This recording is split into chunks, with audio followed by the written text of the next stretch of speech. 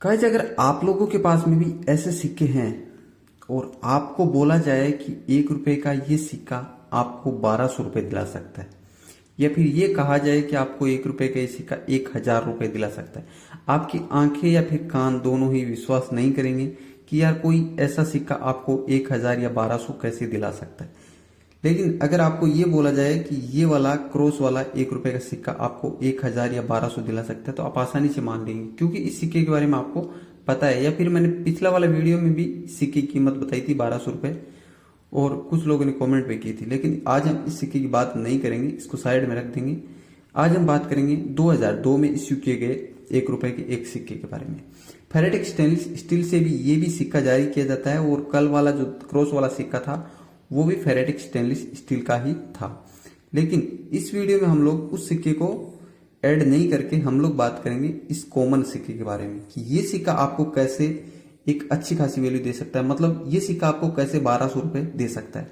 Video को and तक देखना, ध्यान से देखना, पूरी जानकारी आपको इस वीडियो में देखने को मिलेगी।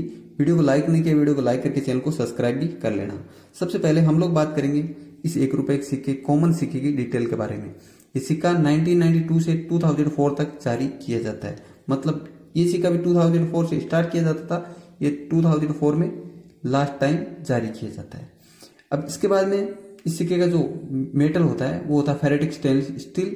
वेट होता है 4.85 ग्राम, और जो डायमीटर की साइज होती है वो भी 25 mm होती है। थिकनेस सिक्के का 1.45 mm होता है, और शेप राउंड होता है इस सिक्के का। ये थी इसकी एक फिजिकली डिटेल, मतलब ये सिक्का कुछ इस तरह से बनाया गया था। अब इसमें रेयर सिक्के की पहचान क्या है वो जानने से पहले हमें देखना पड़ेगा एक 50 पैसे का सिक्का जो कि मेरे पास में अवेलेबल है। ये वाला सिक्का, ये वाला 50 पैसे का सिक्का 1988 से और 2007 तक इश्यू किया गया था। भारत के सभी मिनटों में इन सिक्कों को ढलाई किया गया था। ये वाला 50 पैसे का सिक्का फेरेटिक स्टेनलेस स्टील में ही इश्यू किया गया है, और ये सिक्का 1988 से 2007 तक इश्यू किया गया था। इसका जो वेट होता है वो होता है 3.79 ग्राम, और जो साइज होती है वो होती है 20 mm, थिकनेस 1.45 mm। 2011 में इस सिक्के को डीमोनेटाइज कर दिया गया था, मतलब सर्कुलेशन से हटा दिया गया इन 50 पैसे के सिक्कों को। उसके बाद में ये सिक्के चलन में नहीं रहे। लेकिन आज हम इसको शामिल नहीं करके हम बात करेंगे ओनली 2002 में जारी किए गए 1 रुपए के रेयर सिक्के के बारे में। ये सिक्का रेयर क्यों है ये जानने वाली चीज है। तो यहाँ पे क्या होता है ना, कभी कभी क्या होता है, कोई भी चीज फिक्स बोल देते हैं। कुछ कलेक्टर ये बोलते हैं कि भाई ये 2004 का ये सिक्का है और ये सिक्का रेयर है और इस वजह से रेयर हुआ है। मैं आपको यहाँ पे भी वही चीज बताने वाला हूँ कि ये सिक्का रेयर क्यों हुआ है।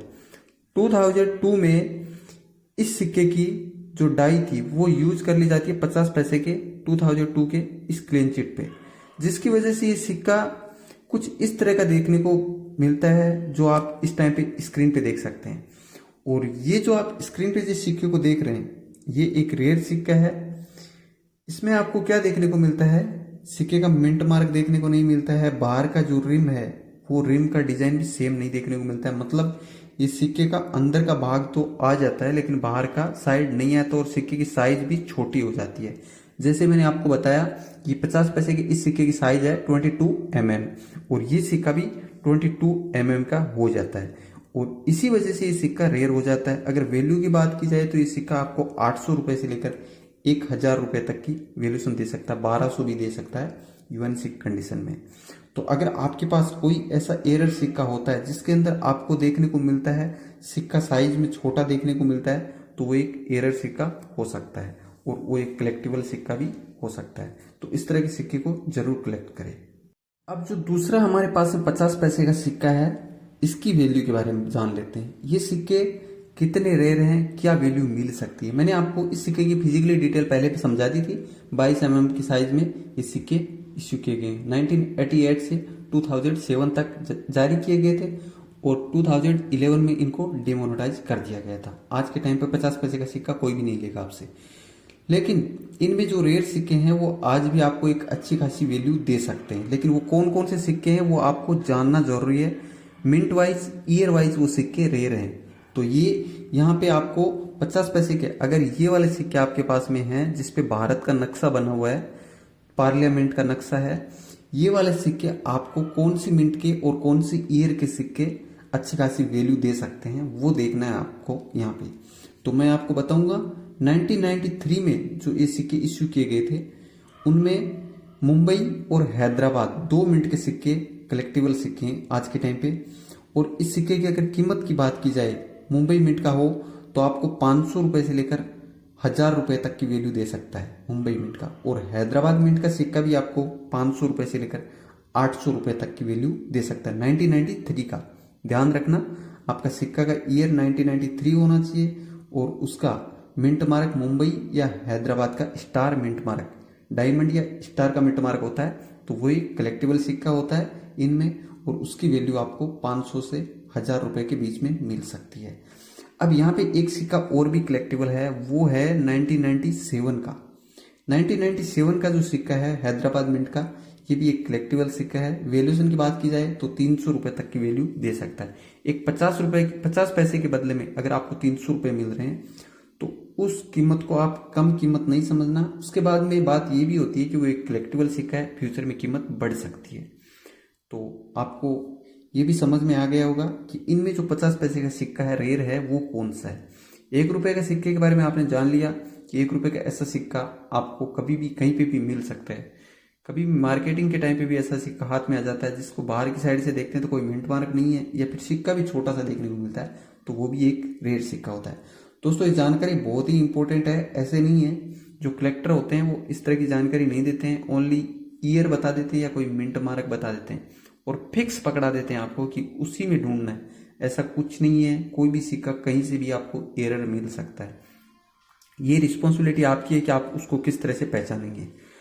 तो वीडियो में दी गई जानकारी अगर आपको समझ में आई और मैंने जो बताया ये आप अच्छे से समझ चुके हैं तो वीडियो को लाइक करके चैनल को सब्सक्राइब करना बिल्कुल भी नहीं भूलना, क्योंकि मैं यहाँ पे आपको इस तरह की जानकारी अपडेट करते रहता हूँ जिससे क्या होता है ना, आप एक अच्छा खासा कलेक्शन तैयार कर सकते हैं ओनली सर्कुलेशन से ही।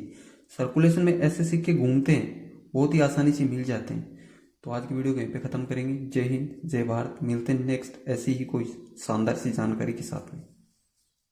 अपने मोबाइल की स्क्रीन पे इस तरह से देखोगे तो एक लाइक का बटन, उसके एक साइड में रेड कलर में देखने को मिलता है सब्सक्राइब का बटन, और उसके एक साइड में बेल आइकन का बटन भी देखने को मिलता है। ये सारी प्रोसेस पूरी करना बिल्कुल भी नहीं भूलना, क्योंकि इससे क्या होता है ना, आपके पास में सबसे पहले नोटिफिकेशन मिल जाती है।